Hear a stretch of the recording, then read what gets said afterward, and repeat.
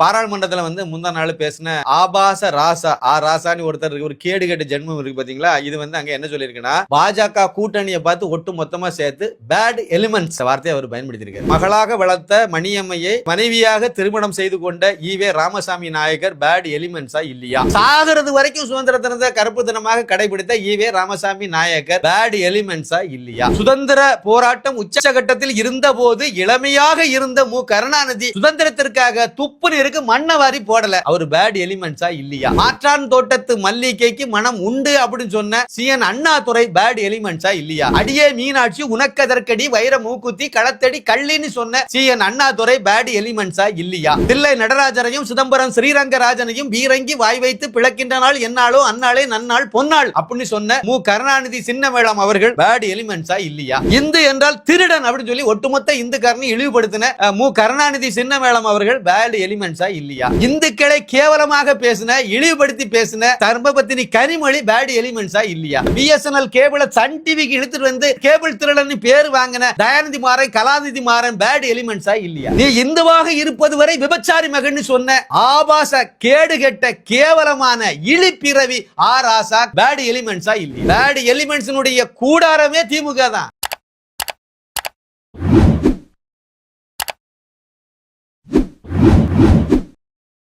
இப்போ ஒரு முக்கியமான ஒரு விஷயத்த சுருக்கமாக நான் உங்ககிட்ட பகிர்ந்தோன்னு நினைக்கிறேன். பாராளுமன்றத்தில் வந்து முந்தா நாள் பேசின ஆபாச ராசா ராசான்னு ஒருத்தர் ஒரு கேடு கெட்ட ஜென்மம் இருக்கு பார்த்தீங்களா. இது வந்து அங்கே என்ன சொல்லியிருக்குன்னா, அதாவது எதிர்த்த சைடில் இருந்த எல்லாத்தையும் எதிர்த்த சைடில் என்ன யாரு பாஜக கூட்டணியை பார்த்து ஒட்டு மொத்தமாக சேர்த்து பேட் எலிமெண்ட்ஸ் அந்த வார்த்தையை அவர் பயன்படுத்தியிருக்கார்.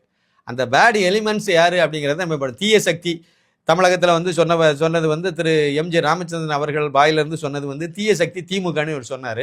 இப்போ நான் வந்து என்னுடைய பாயிண்ட்ல வந்து சில கருத்தை சொல்கிறேன். இந்த பேட் எலிமெண்ட்ஸ்னா என்னது, யாரு அப்படிங்கிறத பற்றி நம்ம கொஞ்சம் சொல்லுவோம். அதாவது வந்து மகளாக வளர்த்த மணியம்மையை மனைவியாக திருமணம் செய்து கொண்ட ஈவே ராமசாமி நாயக்கர் பேட் எலிமெண்ட்ஸா இல்லையா? எல்லாரும் சுதந்திரத்துக்காக வந்து அடிபட்டு மிதிப்பட்டு செக்கு இழுத்து கல்லுடைச்சு இதெல்லாம் பண்ணி ஜெயிலில் கிடந்து சித்திரவதைக்கு ஆளான போது சுதந்திரம் வேண்டாம்னு சொல்லி சுதந்திர தினத்தை கருப்பு தினமாக கடைபிடித்து சாகிறது வரைக்கும் சுதந்திர தினத்தை கருப்பு தினமாக கடைபிடித்த ஈவே ராமசாமி நாயக்கர் பேட் எலிமெண்ட்ஸா இல்லையா? சுதந்திர போராட்டம் உச்சகட்டத்தில் இருந்த போது இளமையாக இருந்த மு கருணாநிதி சுதந்திரத்திற்காக துப்பு இருக்கு மண்ணை வாரி போடல, அவர் பேட் எலிமெண்ட்ஸா இல்லையா? மாற்றான் தோட்டத்து மல்லிகைக்கு மனம் உண்டு அப்படின்னு சொன்ன சிஎன் அண்ணாதுரை பேட் எலிமெண்ட்ஸா இல்லையா? அடியே மீனாட்சி உனக்கதற்கடி வைர மூக்குத்தி களத்தடி கள்ளின்னு சொன்ன சிஎன் அண்ணாதுரை பேட் எலிமெண்ட்ஸா இல்லையா?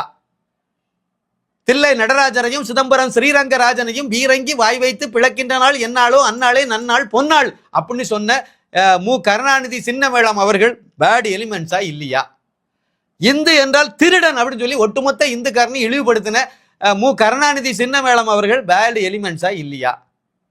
இந்து சம்பிரதாயங்கள் எல்லாம் கேவலப்படுத்துற வகையில இந்த திருமண வழிபாட்டு முறையே கொச்சைப்படுத்தி அதில் உள்ள சடங்கு சம்பிரதாயம் அப்புறம் வந்து மந்திரங்கள் எல்லாம் இழிவாக பேசின ஸ்டாலின் சின்னமேளம் அவர்கள் வந்து பேட் எலிமெண்ட்ஸா இல்லையா?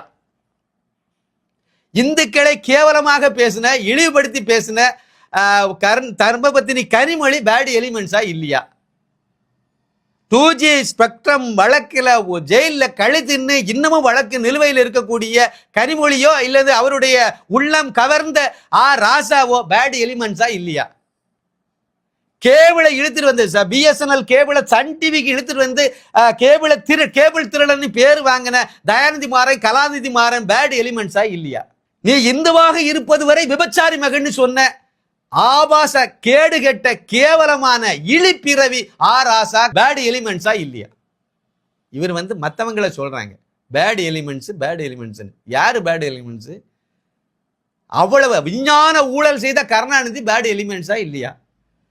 விஞ்ஞான ரீதியான ஊழலுக்கு சொந்தக்காரங்க எத்துவாளித்தனம் பண்றவங்க ராசா யாருங்க? மதமாறி போன ஒரு ஆளுங்க. அவரு மதமாறி போனவ அம்பேத்கர் சட்டப்படி தனி தொகுதியில போட்டியிட முடியாது.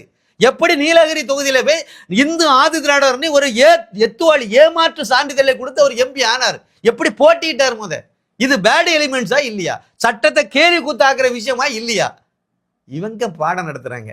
சுதந்திரம் வேண்டான்னு சொன்ன கும்பல், இந்து மதத்தையே இழிவுபடுத்திட்டு தெரிஞ்ச கும்பல், பிராமணனுக்கு பூநூல் வெட்டிட்டு தெரிஞ்ச கும்பல், பிராமணனுடைய குடிமையை அறுத்துட்டு தெரிஞ்ச கும்பல் எல்லாம் நல்லவனா யோக்கியனா? நீங்க தான் ஏன் பேட் எலிமெண்ட்ஸ்.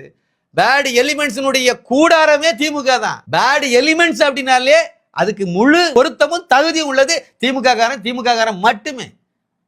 நீங்க இந்துக்காரனை சொல்றீங்க, நீங்க இந்துத்துவவாதிகளை சொல்றீங்க, நீங்க மற்றவங்களெல்லாம் சொல்றீங்க. இந்த இடத்துல அதே நாள்ல இன்னொரு விவாதமும் பளிச்சுன்னு ஒரு இதை அழகா கொடுத்தாங்க, ஒரு விளக்கம் கொடுத்தார் தேஜஸ்வி சூர்யா, பாஜகவை சேர்ந்த எம்பி, இளம் எம்பி. அவர் கொடுத்தார், ஒரு விளக்கம் கொடுத்தார். செக்குலரிசம் இவெல்லாம் சட்ட சம்பந்தப்பட்ட விவாதம், நம்ம கான்ஸ்டியூஷனுடைய 75வது ஆண்டு விழாவை முன்னிட்டு நடந்த விவாதம்ங்கிறதுனால சட்ட ரீதியாக சில விஷயங்கள் எல்லாம் எல்லாரும் பேசிட்டு வந்தாங்க. அதுல அந்த மனிதர் கொடுத்ததுல ஒரு அழகான ஒரு புள்ளி, ஒரு தகவல் அழகா சொன்னார். கிறிஸ்தவன் கிறிஸ்தவனாகவே இருக்கிறான், முஸ்லிம் முஸ்லிமாகவே இருக்கிறான், ஆனா இந்துக்கள் மட்டும் மத சார்பற்றவனா இருக்கணும்னு எதிர்பார்க்கிறது எந்த வகையான செக்குலரிசம்னு கேட்டார். இதுக்கு பேர் என்னதுன்னு கேட்டார். இப்ப இந்துக்களும் இந்துக்களாக தானே இருக்கணும், இந்துக்காரனவே தானே இருக்க முடியும், இருக்கணும், அதானே சரி. கிறிஸ்தவம் இல்லைன்னா நீ எல்லாருமே மத சார்பற்றவனா இருங்க, கிறிஸ்தவனும் மத சார்பற்றவனா இருங்க, முஸ்லீமும் மத சார்பற்றவனாங்க இருங்க, இந்துக்காரனும் மத சார்பற்றவனா இருப்போம், பிரச்சனை இல்லை. ஆனா நீங்க எல்லாம் மதவாதியாகவே இருப்பீங்க. கிறிஸ்தவனாகவே இருப்பா வெறி பிடிச்சு போய், முஸ்லிமாகவே இருப்பா வெறி பிடிச்சு போய். ஆனா இந்துக்காரன் மட்டும் இந்துங்கிற உணர்வுலே இருக்க கூடாது. அவன் எல்லாத்துக்கும் நாங்க எல்லா சாமியும் இந்து கிறிஸ்டின் முஸ்லீம் எல்லாத்தையும் நாங்க கும்பிடுன்னு சொல்லணும் அப்படின்னு எதிர்பார்க்கறது தான் மதசார்பின்மைன்னு ஒரு விளக்கத்தை காங்கிரஸ், திமுக, கம்யூனிஸ்ட் இந்த களவாணி கும்பல்கள் கட்டமைச்சிட்டு இருக்கு. அது எப்படி ஏத்துக்க முடியும்னு சொல்லி பாராளுமன்றத்தில் ஒலிச்சார் இந்த வார்த்தை. நாம இங்க பேசிட்டு இருக்கோம், அது வேற. பாராளுமன்றத்தில் பேசுறது பெரிய விஷயம்ல. அங்க பேசுனாங்க, தொடங்கி இருக்காங்க. இதனுடைய பயணம் என்ன அடுத்த நிலைகள்ல வரும்போது இவங்களுக்கு முடிவு நெருங்கி விட்டது அப்படிங்கிறது தான் உண்மை. மகாராஷ்டிராவில் ஒன்று சேர்ந்துட்டாங்க, இந்துக்கள் ஒன்று சேர்ந்து ஓட்டு போட ஆரம்பிச்சிட்டாங்க. ஆந்திராவில் ஒன்று சேர்ந்து ஓட்டு போட்டுட்டாங்க. சந்திரபாபு நாயுடு பாஜக இல்லை, பாஜக கூட்டணி. ஆனா அந்த கூட்டணிக்கு அங்க ஓட்டு போட்டது இந்துங்கிற அடிப்படையில ஓட்டு ஒருங்கிணைஞ்சது. என்ன முழுக்க ஆகல, ஒரு அளவுக்கு ஒருங்கிணைஞ்சது. அதுவே இவ்வளவு பெரிய வெற்றி. ஏன்னா இந்துக்களுடைய எண்ணிக்கை அதிகமா இருக்குல்ல. தமிழகத்துல அடுத்த எலெக்ஷன்ல நம்ம இதை எதிர்பார்க்கலாம்.